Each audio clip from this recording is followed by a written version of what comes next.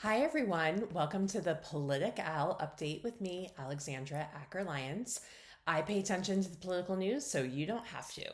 This is the advice that I give to millionaires, and you're getting it for free.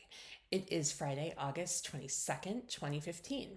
I'm wearing my Planned Parenthood Bands Off Our Bodies t-shirt. I was at the Colorado State Capitol yesterday, helping to get Medicaid reimbursements inserted back in as we're in a special session to cut money from our budget.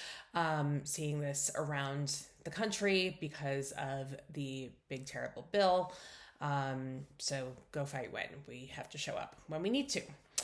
Okay, candidate news. Not a ton this week. Starting to see a few more down ballot 2026 candidates. My friend Sarah Godlewski announced for lieutenant governor in Wisconsin. Bo Bai, son of former Senator Evan Bai, announced for Secretary of State in Indiana. It would be great if we could get a statewide Democrat in Indiana, and he's maybe got the last name to do it. And then Graham Plattner, an oyster farmer in Maine, announced for the Senate there as a Democrat and made a pretty big splash with his announcement. No pun intended. And it's exciting to see new folks getting out there and putting their names out there. And he's got a really fun launch video. I encourage you to go watch that. There was a lot of other political news this week. Obviously, Zelensky called in the Avengers to come help him prevent a terrible deal from being made about the future of Ukraine. I am cautiously optimistic that Europe can help rein in President Trump. My mother was a Russian history professor, and so I kind of grew up learning about Russia's czarist impulses, and watching Trump capitulate to Putin, I'm sure is making her turn over in her grave. It is a very odd moment in history, and I'm really proud of Zelensky. Okay, of course, California and redistricting, and the Texas redistricting really dominated the news this week. It looks like it's going to be a kind of +5, -5 wash. We're going to not only need to fund the California ballot measure, you can go to stopelectionrigging.com. I encourage you to donate. If you can give $10, give $10. If you can give $10,000, give $10,000. If you can give more than that, contact me and I'll send you the wire information.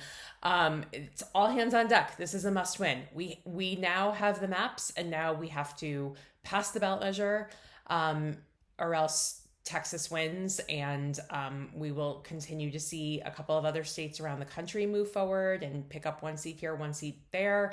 But if we don't wash out what Texas did, then we have a big uphill climb in the midterms. Also, thank you to Congressman Lloyd Dockett, who is, I think, doing the right thing. He was redistricted into a Democratic seat with Greg Cesar. Congressman Dockett has been in office for a very long time. Greg Cesar is a rising star and a wonderful advocate, and we need to see more elder statesmen stepping aside and making space. And so thank you to Congressman Dockett, and thank you for your service. The other big story in my world this week was the New York Times voter registration story. I have a lot of thoughts on this. As someone who has helped fund voter registration efforts for nearly 20 years, in particular in the last 5 or 6 or so, yes, this is a big problem. No one in this space is at all surprised by this. We have not invested anywhere near what we need to continue to get the numbers that we need for voter registration. A few big funders who were historically in this space have either spent down or kind of reconfigured their portfolios and moved on. It's expensive. Voter registration is really expensive. And some of the metrics around things like net new votes are just hard. And automatic voter registration and other reforms, plus this increasing ideological divide, have really increased the number of independents or declined to states or whatever you call it when people don't register with a specific political party. This is especially true for young people, and it's a trend that we've seen post 2008 Obama, where young people were not registering with a specific party. So there's a huge funding piece of this. There's a little d good democracy, better to have more people on the rolls, and then we have to go make the case to them problem. Some of it is still kind of people who had been voting Republican for a while, finally re-registering as a Republican.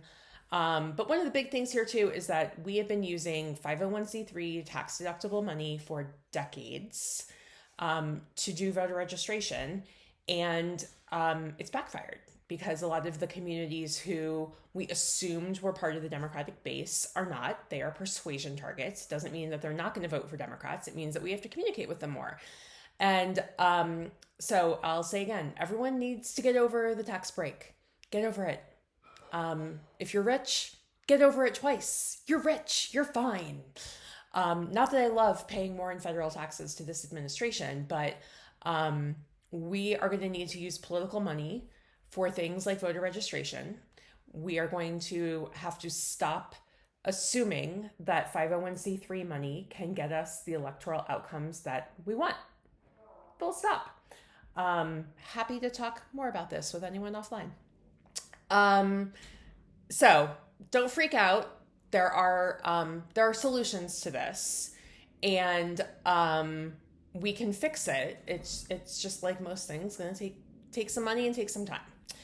The other cool thing I want to point out this week is that Represent Women came out with their annual gender parity index, and I'll put the link to that in the notes. Half the country got a D. Not great, America. Only New Hampshire, Oregon, and Maine got an A.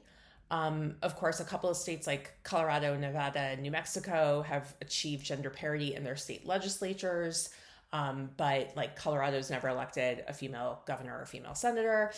And then Center for American Women in Politics also recently noted that women have achieved near parity in Democratic caucuses in the at the state legislative level, but less than a quarter of Republican state legislators are women. So, Democrats have come a long way. We need to help our Republican sisters get there. And yes, I do really mean that. I would like to see Republicans have more inclusive caucuses and policies for women as well. And I really encourage you to go to the website and take a look. Again, it's representwomen.org, and I'll put that in the notes. And my shout out of the week goes to Boston Mayor Michelle Wu, who had a fabulous speech in response to the Trump administration and Attorney General Pam Bondi asking for increased cooperation on immigration. You can go to her Instagram account or other social media and watch. I will also put that in the notes. She's a really inspiring leader on a lot of fronts, and this is the kind of measured, talking about our values, talking about immigrants making our cities strong, also talking about like the fact that the Trump administration's view of what is happening in cities is like not at all reflective of what is actually happening in cities. Crime rates are actually down. I live in a city. I visit other cities frequently. I have never felt unsafe. What's happening in DC is awful, and it is exciting to see, especially female mayors, stand up and fight back. Waves start with a ripple. Go do what you can. Thanks. Talk next week.